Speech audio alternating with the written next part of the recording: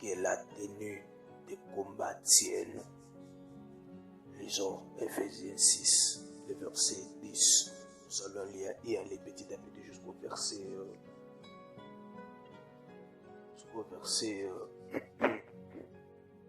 24. Nous allons y aller petit à petit jusqu'au verset 24. Nous allons trouver ça. Voilà. La Bible est en train de nous dire quoi? Ici, la Bible est en train de nous dire quoi? Ephésiens 6. 10.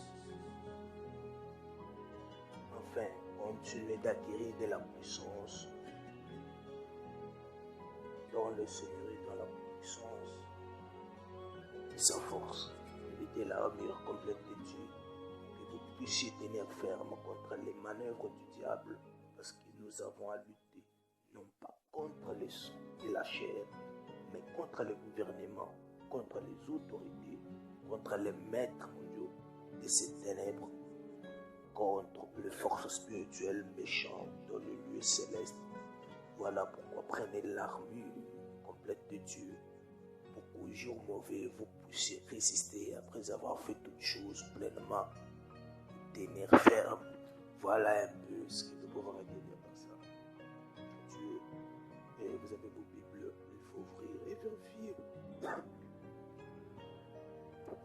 Ici, nous devons apprendre que le combat spirituel doit être mené avec les armes de Dieu. La force du chrétien vient dans la puissance du Seigneur et de l'assurance de la victoire qu'il a déjà remportée. Qu'il a déjà remporté à la croix sur Satan et sa troupe. Donc, selon Colossiens chapitre 2, verset 15. Donc, ayant affaire à un ennemi rusé, un ennemi qui est, comment je peux dire, menteur, un ennemi qui est au visage multiple. Les chrétiens doivent posséder une panoplie complète d'armes, comme je peux le dire, pour résister aux attaques et garder ses positions et envahir les territoires de l'ennemi.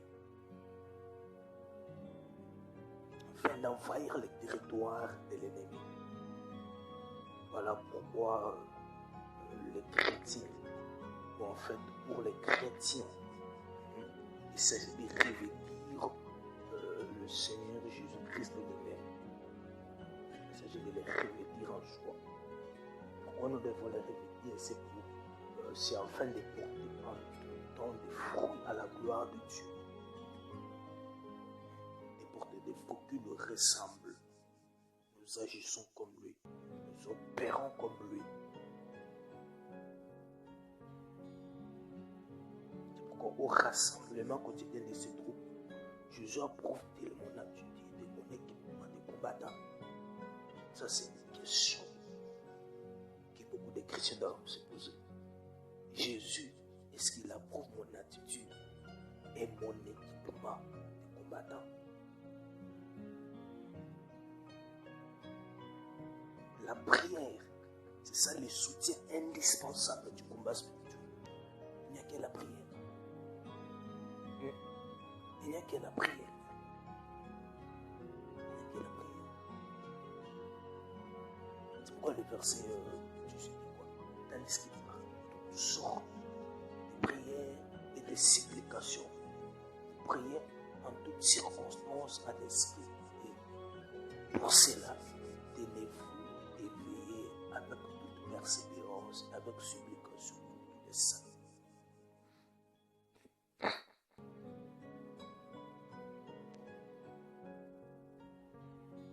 Et si l'armure revêtue, ça reste solidement attaché par une vie de prière. Je ne sais pas si je me comprends, je répète.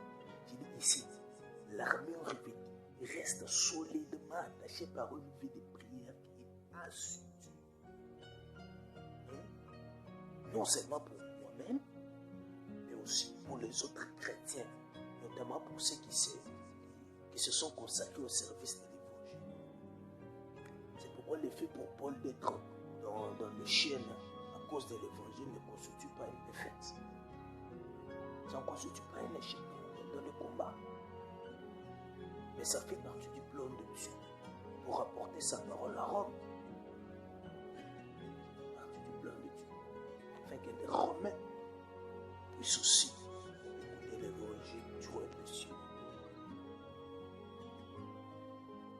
C'est pourquoi toi, chrétien, qui est là, qui me suit, quelle personne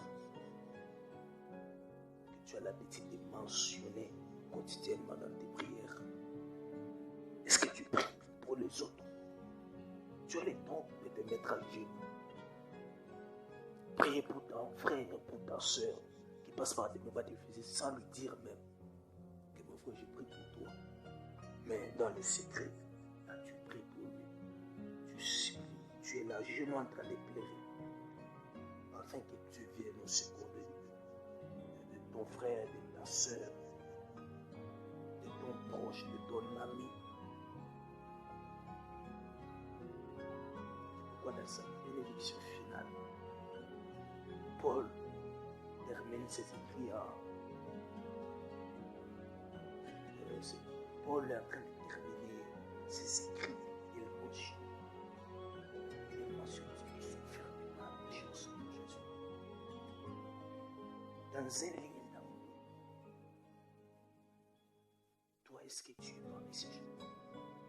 Tu es de ce nombre-là,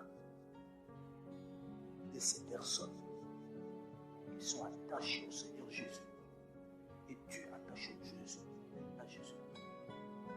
C'est pourquoi, si tu me suis, toi qui es assis là, qui m'écoutes, prends la décision. Prends la décision de revenir vers Jésus. Prends la décision d'être attaché fermement au Seigneur Jésus. Prends la décision d'être attaché à Jésus. Aujourd'hui, c'est ton jour. Tu étais déjà parti très loin. Tu n'étais plus attaché à Jésus. Tu n'y arrivais plus. Tu avais perdu les armes de prière. Tu n'arrives plus à prier comme il faut. Tu sens que quand tu veux prier, tu n'arrives pas à prier. Ce qui sort de ta bouche, ce n'est pas ce qui vient de ton cœur. Ce n'est pas ton cœur qui s'exprime.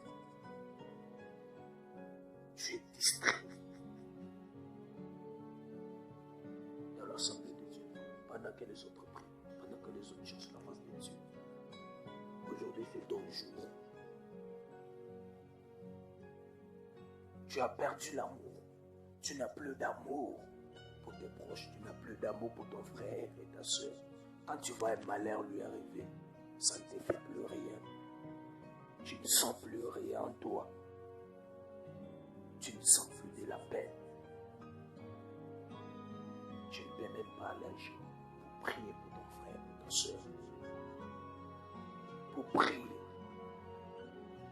Je crois que ça, c'est un problème spirituel.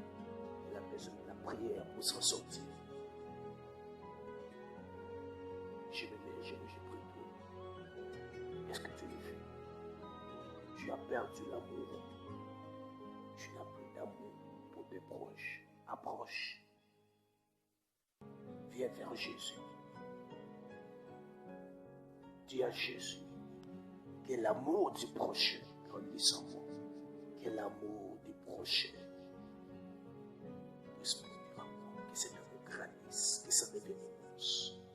Que l'amour pour toi, Seigneur Jésus, que cet amour puisse devenir encore plus grand. Que l'amour pour toi, que l'amour pour les prochains, que l'amour pour les prochains grandisse. Que les armes de la prière que je l'ai perdu, que la vie de prière qui était devenue faible en moi, que je retourne vers toi. Tu me renouvelles.